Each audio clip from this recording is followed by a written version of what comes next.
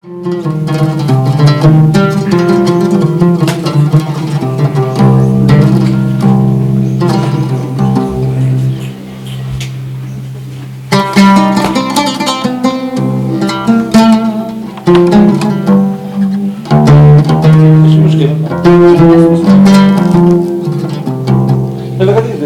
الله الرحمن الرحيم. شكرا جزيلا، ولو أن الزهور لا تشكر على عطرها. تجشمتم مشقة السفر للمشاركة معنا في ربيع أيتورير، هذا الربيع الذي تميز بقافلة الأدب، قافلة الإبداع العربي لشعراء فحول الشعراء من مصر وتونس وسوريا ومن ليبيا والجزائر ومن فلسطين كذلك.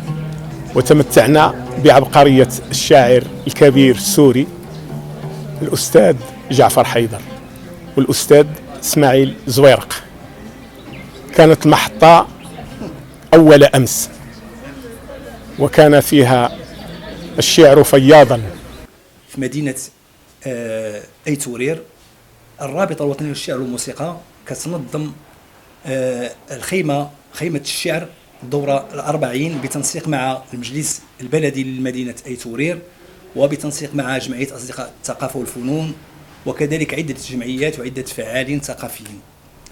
وفي هذه المناسبة كاين توقيع ديال بعض الدواوين والمسرحيات، كتب اللي هما الشعراء يعني اعضاء في الرابطه، وكذلك اخرين اللي هما كينتميوا لجمعيات يعني ثقافيه وفنيه.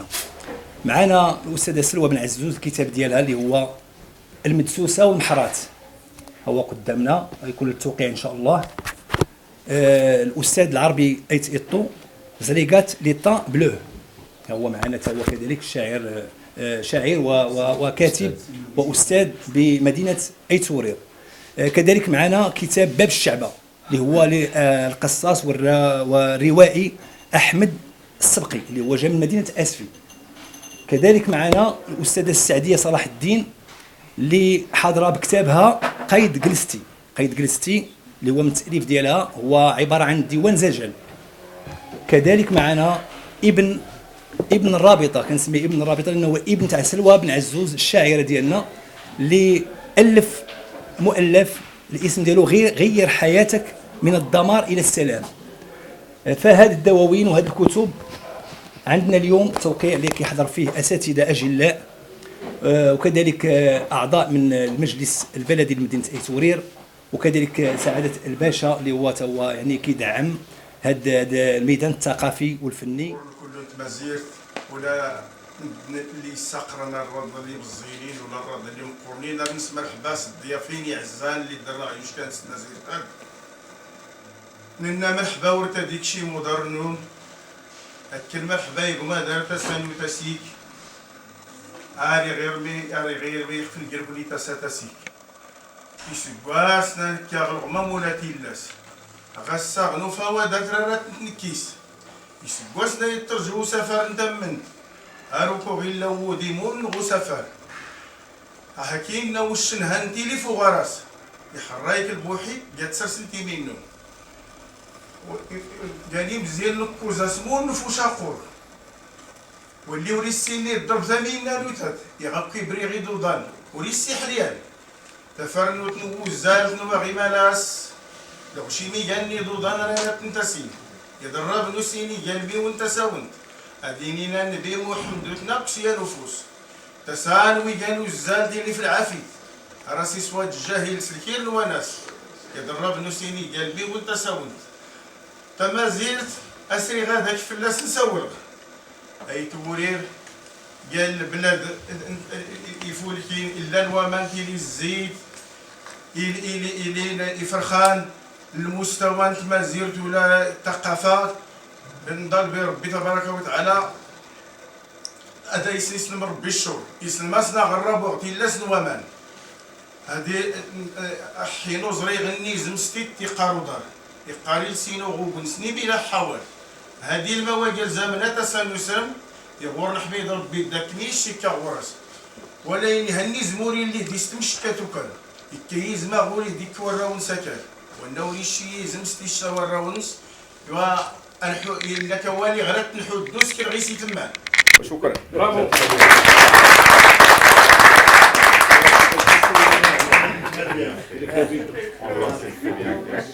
من الكتاب من الكاتبات اللي كيكتبوا دي سيناريو وكتبت كذلك اغاني مغربيه اللي كت يعني الاذاعه والتلفزه يعني كتكون دائما من الاغاني ديالها باش كتكون ذاك القمطر الفني. فيعني هذا مفخره لمدينه ايتورير ومفخره لمدينه مراكش ومفخره للمغرب كامل باش تكون عندنا كاتبه، لان كنفتقدوا الكاتبات. عندنا كتاب احمد طيب العلاج، الاستاذ فتح الله المغاري، ولكن دابا كنشوفوا حتى الكاتبات اللي حنا كنتمنوا انه يكونوا في هذا الميدان اللي كيعطيو فيه اكثر. فسلوى بن عزوز غني عن التعريف.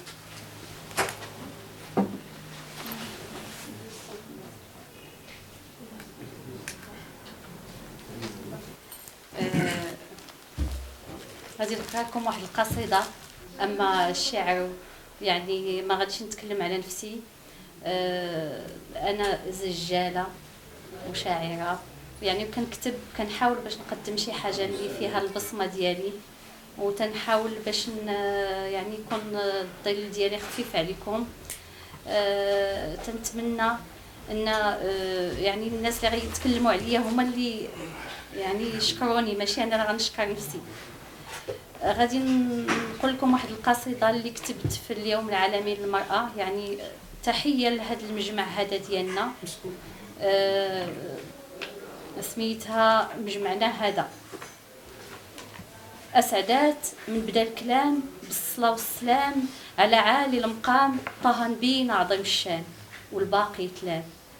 محلاها سويعه هادي هربانه بالايام، نغنموها يا الخوان قبل ما تولي بعد عوان حجايه تتعاود علينا كي المنام. مجمعنا هذا رفيع ودايزو الكلام، بيكم عامر يا الخوان حباب وصحاب فنان وبسام، واللي عشقوا فاني في الحرف ذواق ونظام.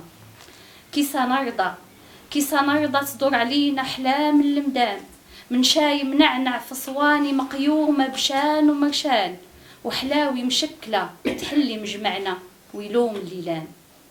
مجمعنا هذا محرم على دوك اللوان اللي ضحكتهم صفرة في وجهنا وفي ظهرنا يسيبوا السهام. جرحونا كتير وجراحهم ما فادوش التلمان. شحال ما عليناهم الفوق وشحال ما وطاو فينا، دارونا بليغة تحت قدام، لكن ما كاين باس. حنا بطبعنا مسالمين نجنحوا للسلام، بجهد الله منصورين زايدين القدام، وجبهتنا مرفوعة للفوق بكرامة كي العلام. مجمعنا هذا حارسينو ملايكة الرحمن وحايطينو بحزام. إوا سيادنا بالورد والزهر والسوسان نجددوا الرسام ونقولوا مرحبا للحاضرين، والصلاة والسلام على طه نبينا عظيم الشان، هو مبدو الكلام وهو خير الكلام. السلام عليكم.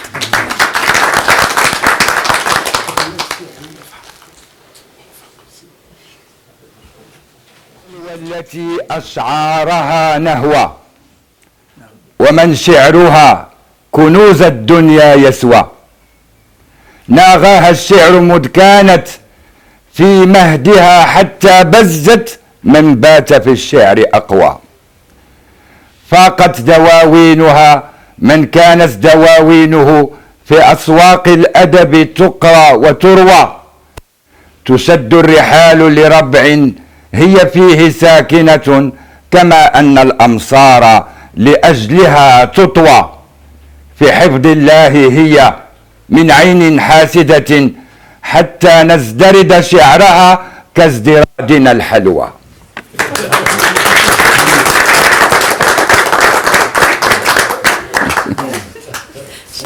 الله يبارك فيك. واعطيني قصتي.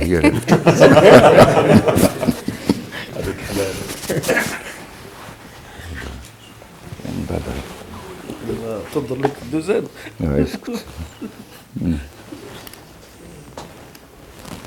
رعاية المثقفين والفنانين بأيتورير وبمراكش أعطينا فيها، سلمنا مجموعة من بطاقات العضوية الشرفية لفعاليات ثقافية، ثم تمتعنا بالاستماع إلى الفنان عبد الجليل داكير في أغاني جديدة.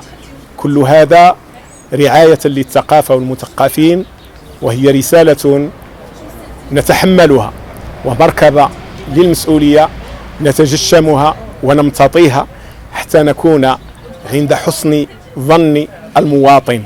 ذلك المواطن وهو الرأسمال البشري، وهو الذي يعطينا بقدر ما نعطيه، ونحن نريد أن يعطينا فوق ما نعطيه، وذلك بالوعي بالثقافة. الشعر والموسيقى بتنسيق مع المجلس البلدي لمدينة أيتورير.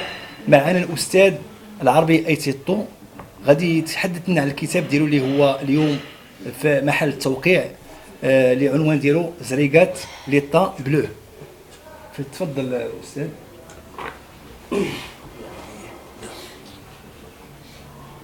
اولا كنشكر الرابطه وكنشكر السيد الباشا، كنشكر السيد الحاج اللي هما قايمين على حقيقه على هاد الانشطه. كنشكر الاخوان الاساتذه اللي تاحوا لي هذه الفرصه لكي اتكلم باللغه العربيه على مخطوط باللغه الفرنسيه. هي حقيقه عباره على الهامش، وانا كتبت مجموعه من القصائد في هذا الكتيب الثاني حول أيتورير، هي مسجله بأيتورير، ولاحظوا بان طبيعه أيتورير لا حقيقه تشبه الى حد ما طبيعه الراشديه اللي هي عباره عن الوزيس. وبالتالي لما رايت ان حقيقه اللغه الفرنسيه لا تعبر على هؤلاء الناس الذين يعيشون في الهامش، قررت أن أكتب باللغة العربية وبالزجال، ولكن أستمر دائما في الكتابة باللغة الفرنسية، لأن أعتبر أن المغرب بأمازيغيته بعربيته بالطبع الإفريقي ديالو بالطبع الأوروبي، لأن حقيقة نحن لا نتنكر التاريخ، فنحن إنسان كما قيل مخترقون. الإنسان المغربي هو سيتان كاروفور، سيتان كاروفور، un point par lequel passe énormément de lignes, énormément de droites, et ces droites-là reflètent vraiment la culture très riche des Marocains. Voilà, donc alors je ne sais pas si c'est l'occasion me soit donnée, je peux lire les textes si vous voulez bien.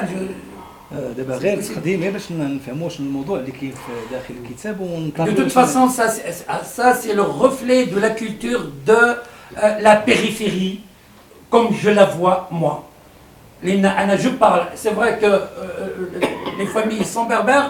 Moi, bon, j'ai perdu ma langue berbère, bien, dès l'origine. Mais on a l'arabe classique et l'arabe dialectal, mais en même temps le français, parfois l'anglais. Mais ce sont des moyens d'expression. Et le marocain reste toujours le marocain, lorsqu'il parle, que ce soit dans le roman, que ce soit dans la chanson, que ce soit dans le poème, c'est quelqu'un qui essaye de refléter, être à la mesure, si vous voulez, des caravanes qui traversaient le Maroc. Lui aussi, il prend sa part de ce rythme caravanier pour pouvoir atteindre d'autres horizons et sortir donc de cette périphérie, malheureusement, dans laquelle les gens veulent le cantonner. Et je crois que c'est une manière quand même de pouvoir crier et montrer sa voix. Et vous m'avez donné l'occasion pour montrer cette voix, bon, je la donne et je vous remercie.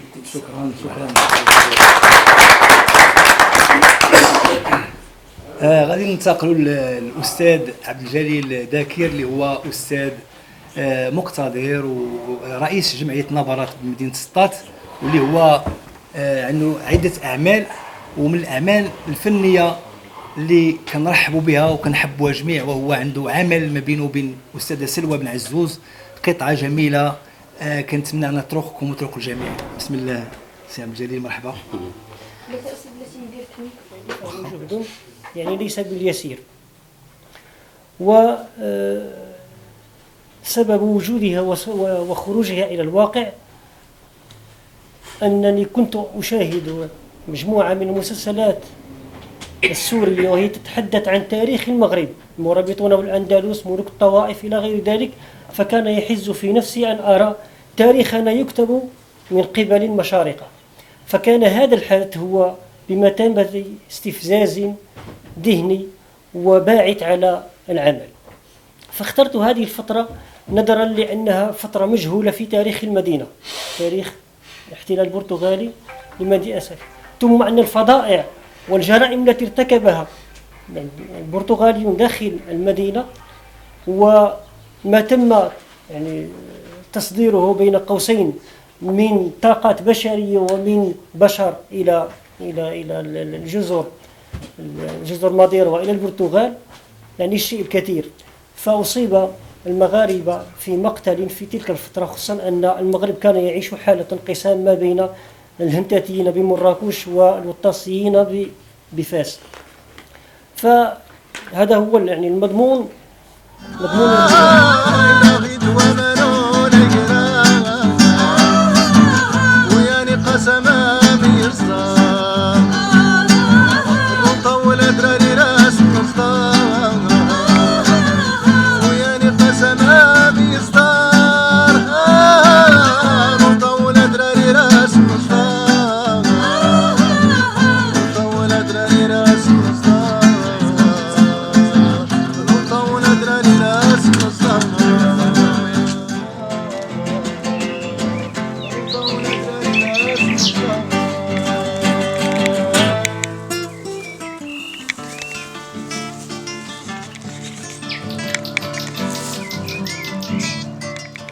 Bien voilà, c'est Mohamed, on va parler aujourd'hui de vraiment la poésie et la nécessité de la poésie dans la vie. Moi je trouve que d'abord on a appris une certaine poésie, pas la poésie populaire ou la poésie je dirais qui est vraiment accessible à tout le monde. À l'école on a appris de la poésie classique, et on a appris encore de la poésie pour seulement redonner cette poésie au professeur en vue d'avoir une note à l'examen. Or, aujourd'hui, on découvre que la poésie, c'est plus que ça. C'est vraiment un monde extraordinaire qui permet le partage, qui permet la rencontre, qui permet l'amour, qui chasse la haine et qui vraiment, c'est l'expression de toute personne dans cette vie. L'homme est né, et je dirais même dans sa bouche, il a de la poésie. Et la création, la poésie c'est de la création au sens classique du terme. Et donc puisque l'homme est créé, l'homme il est poétique par nature. Vous me rappelez, écoutez, vous me rappelez les chemins qui ne mènent nulle part de Heidegger. Dans un chapitre, il a parlé de Hölderlin, c'est un très grand poète allemand. Dans un chapitre qui est intitulé « L'homme habite en poète ».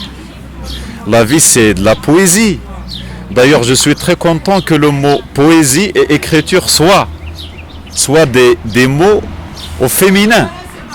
Parce que pour moi, l'écriture de la poésie, ça demande une extrême sensibilité. Je crois que la poésie, c'est la découverte de ce qui est caché dans ce qui a été déjà répété. Je vous donne un exemple. Par exemple, lorsque vous dites un arbre, c'est vrai que le mot arbre, il a été déjà pris. Et on a beaucoup parlé de l'arbre, dont plusieurs poètes ont parlé de l'arbre.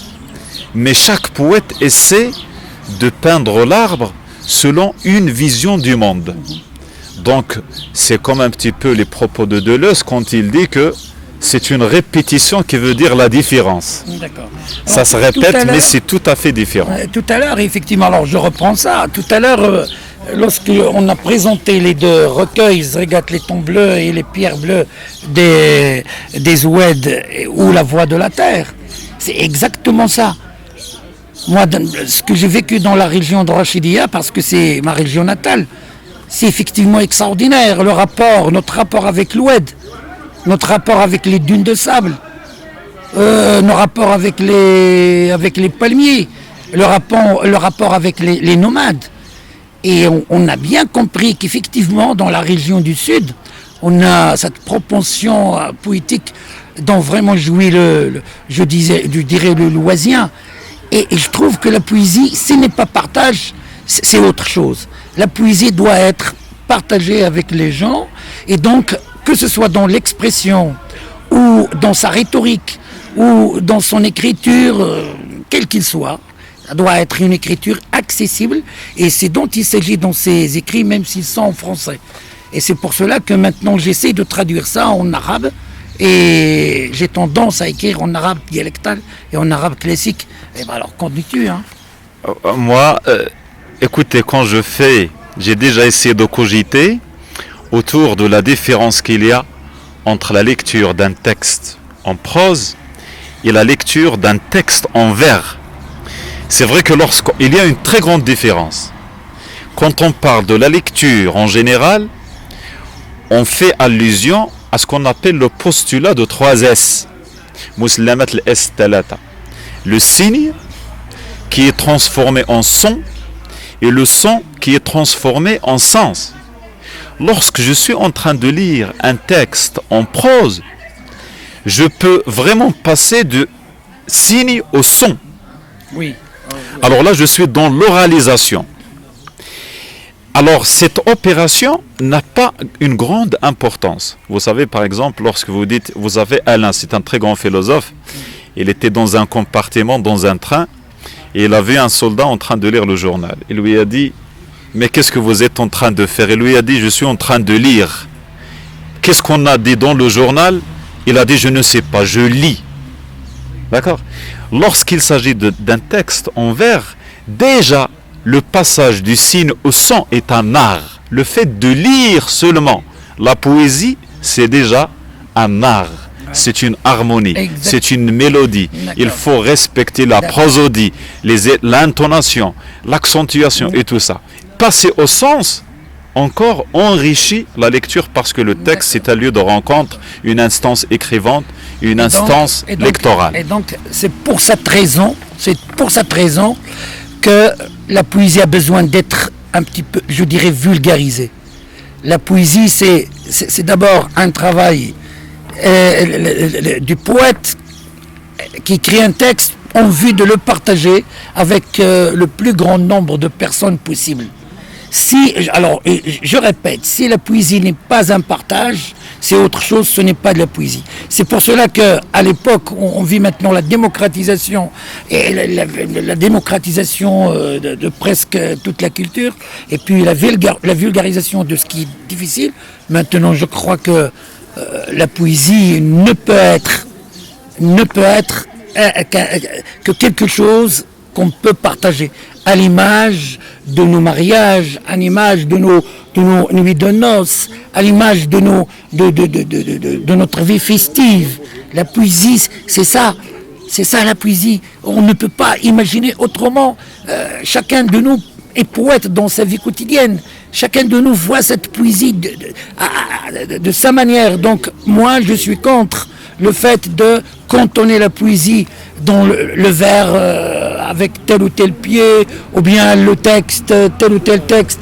Non, parler des genres en poésie, non, il y a la poésie qui est l'expression humaine, l'expression universelle de tout le monde. Et je crois que c'est pour cela dont il s'agit, ce que j'essaye de faire, même si malheureusement c'est écrit en français. Le poète, c'est un méon, ou bien l'homme miroir, celui qui essaie de refléter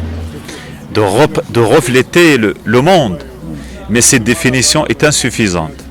Je crois que le vrai poète est un vrai philosophe, parce qu'il ne s'agit pas seulement de reproduire ou bien de représenter le monde, mais d'ébranler le sens des choses, d'essayer d'explorer un autre monde possible.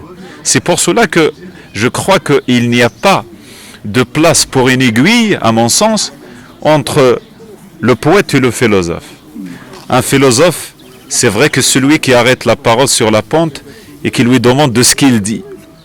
De même, le poète, c'est celui qui essaie de donner une autre image à la chose, de donner une autre dimension. C'est-à-dire, pour moi, la poésie, c'est de la création.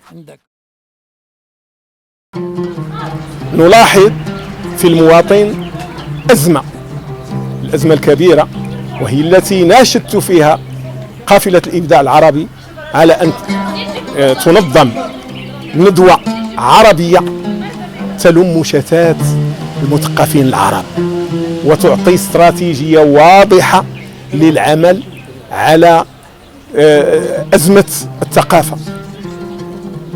نحن أمة اقرأ ولكن لا نقرأ.